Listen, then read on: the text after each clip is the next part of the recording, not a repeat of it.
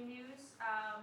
The first question I would like to ask, as a consultant for different companies here in Vietnam, also as someone who had variety of experience in technology industry, what do you think about the flexibility of working styles during and after COVID? I think to answer that question, let me put it in context first. It's not just me. You know, over the last 2 years, I've had an opportunity to facilitate monthly meetings with anywhere between 30 to 50 CEOs from a variety of companies in Vietnam. So I think I have a fairly good understanding of how the whole pandemic has affected everybody.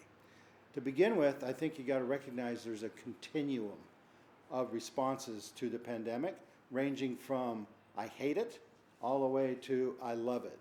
And there's some line that goes in there between it. For CEOs, I think most of the ones I've talked to, they don't love it because they feel out of touch with their people, but they've found a way to adapt pretty quickly. And some love it. However, the question you have to ask to me is why? Why do some love it and why do some hate it? And I think it's much more related to their personalities and how their individual personality fits to the situation. Okay, thank you. So what do you think about the world of technology nowadays with the new normal of work from home? I think it's very difficult for some people. You know, the technology of such, whether we're talking about Zoom or team meetings, the technology is quite good. However, people still need, as a behavioral scientist, I believe people really need to relate more directly to each other in order to be able to fully comprehend and understand communication. You know, the research shows us that up to 60% of communication is related to tone, tempo, timbre of the voice, the relationship, and literally me being able to get feedback from you, and then I adapt what I'm going to say based on what I see from you.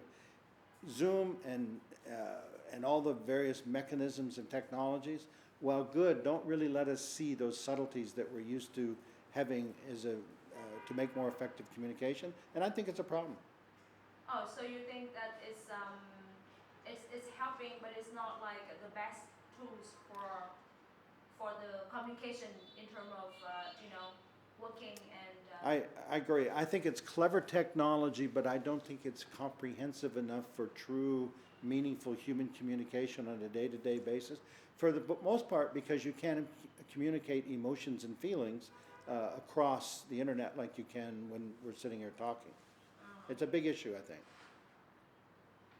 Thank you. So, but then because of the fact that based on the research and the reality, the situation would it will be keep going, not just last 2 years. It's gonna be keep going this way for according to a lot of scientists and politicians and you know scientific research and stuff.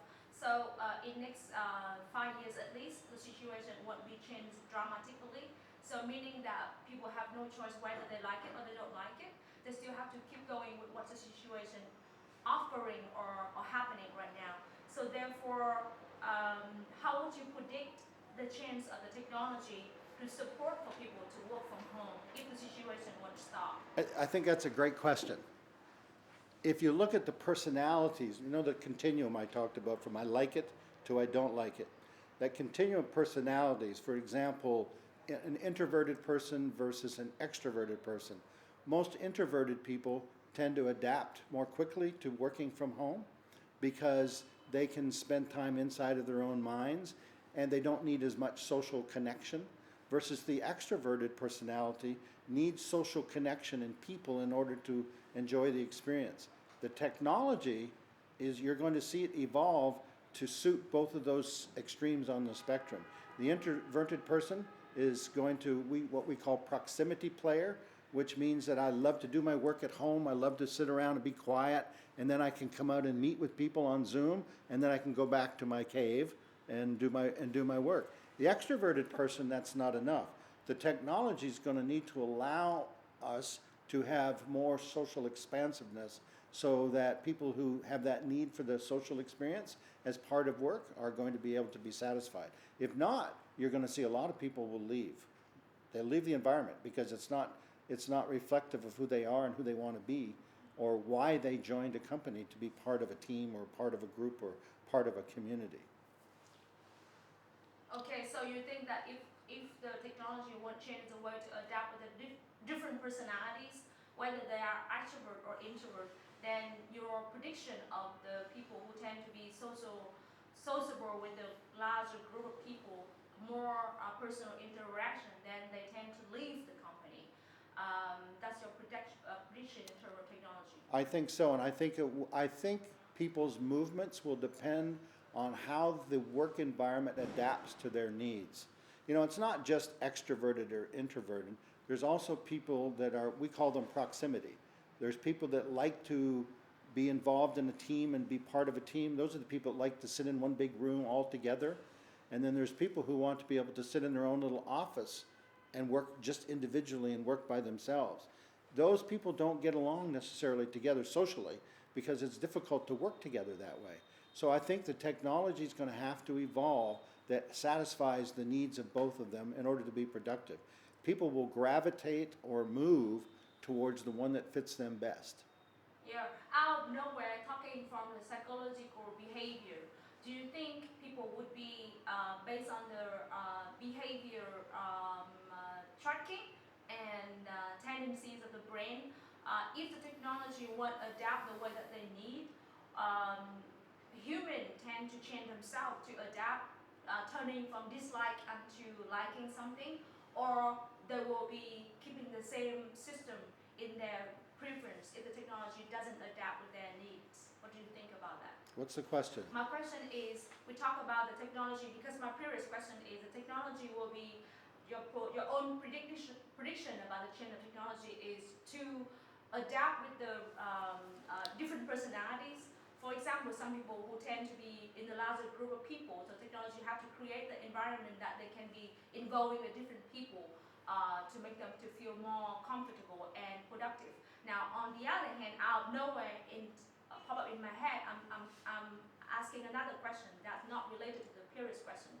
As a people who have great experience and PhD in social psychology, do you think if the technology doesn't change to fit with the different personalities, would people would change themselves to adapt with the situation? People will tend, in my opinion, I think people will tend to take the simplest answer for themselves. So they will try to adapt, but fundamentally, if they're not being satisfied by the work experience, over time, people will start to migrate and move towards experiences they like. Let me give you an example. I have two children. One of them is a young man, and another one is a young woman. Both of them working from home for about 80% of the time. My son, who's very socially extroverted, did not like it at all. And so he actually found out changing jobs because he didn't want to work that way. My daughter, who does legal work for a large medical system, she enjoyed working from home and in fact got almost an 80% increase in productivity as a result of being able to work by herself from home. She doesn't want to ever go back to that environment. So what they both found a way to adapt their environment to their personalities as opposed to the other way around. Okay, so meaning that it should be the combination between the technology and the personality as well. Absolutely, absolutely.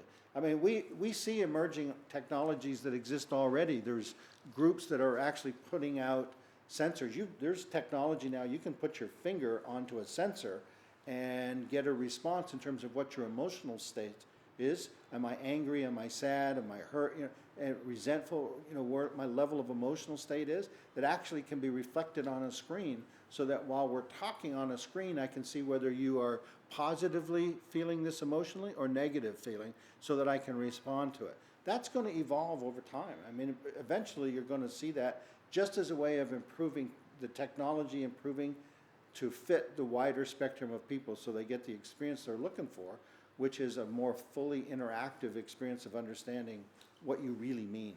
Okay, thank you. Now moving to the particularly here in this country. As an expert, have been living and working here in Vietnam for 2 years.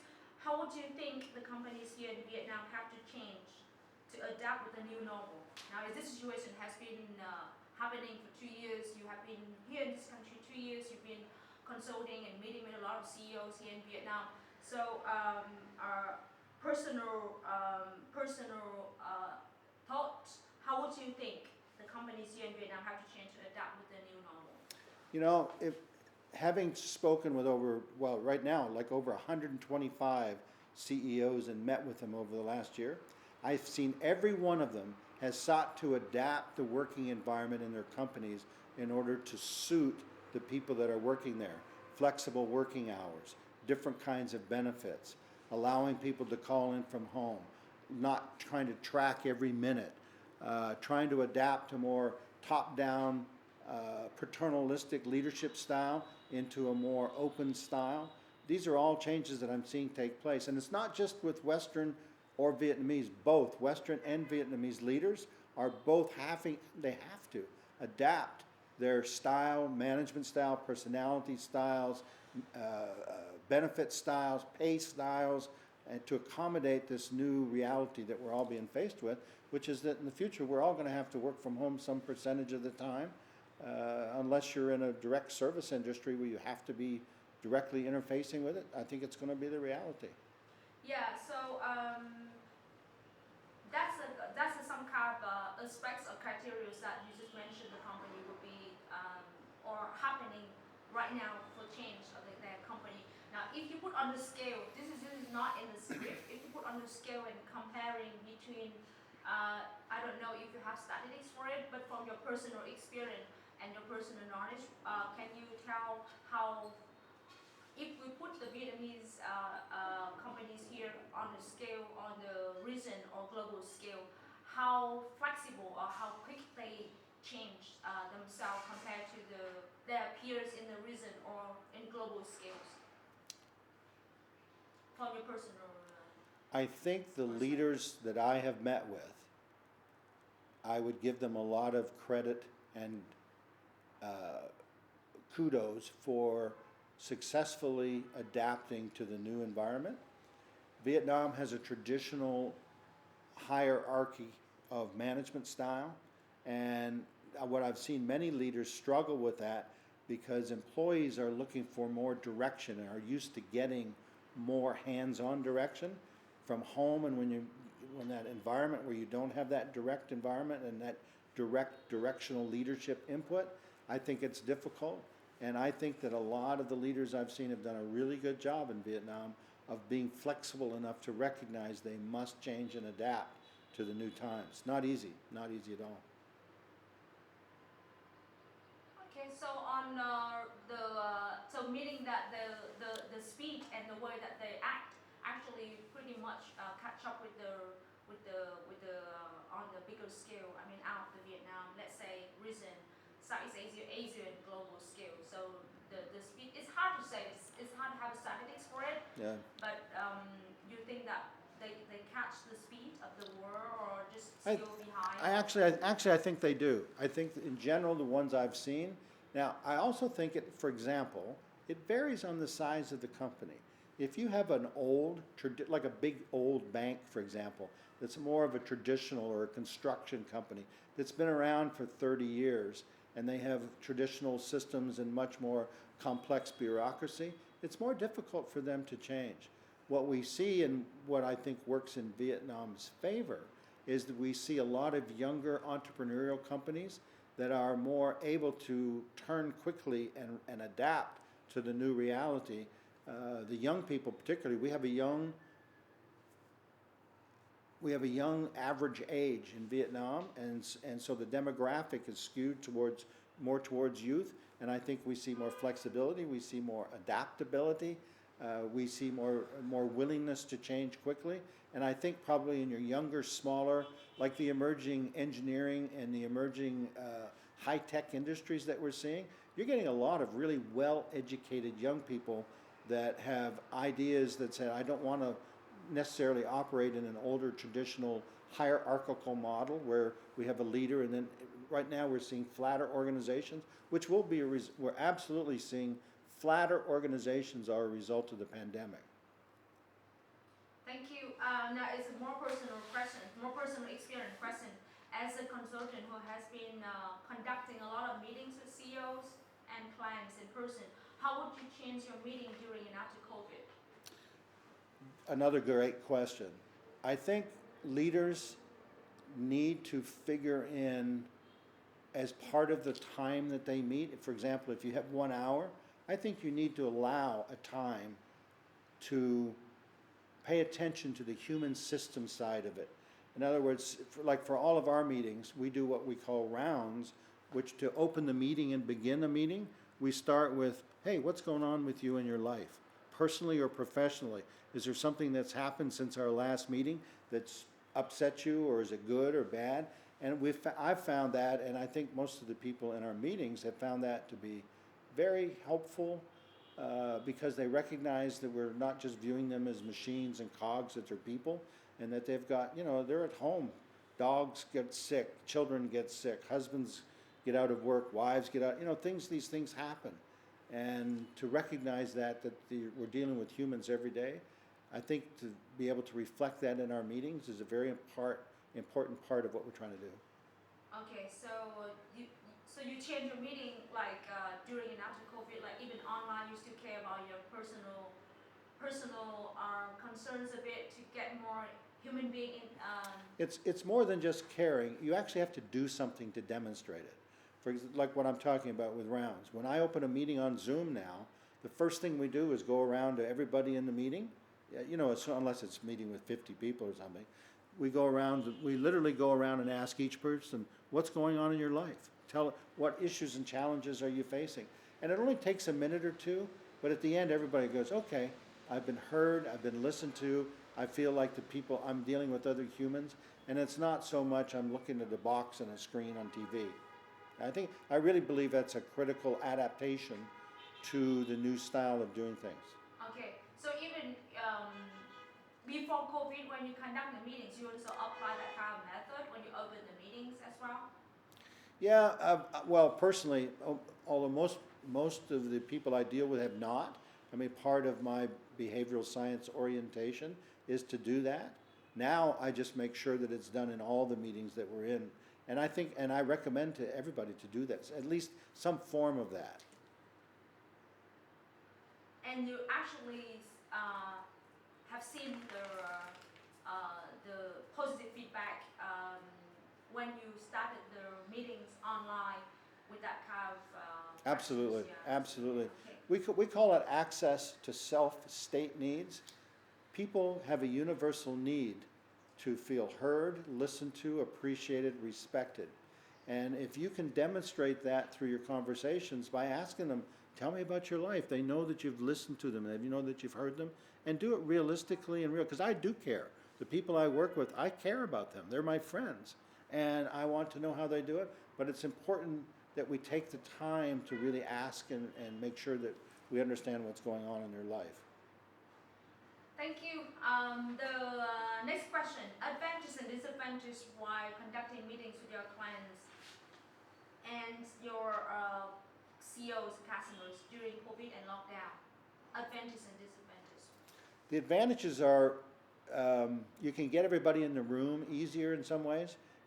Zoom meetings are easy to schedule. You type it out and it sends a meeting to everybody and they say yes or no. And so I think it's easier to coalesce a meeting. I think it's easier to focus an agenda, because most people get on and Zoom has a time limits for most people unless you've got professional levels or team meetings. You have certain times there.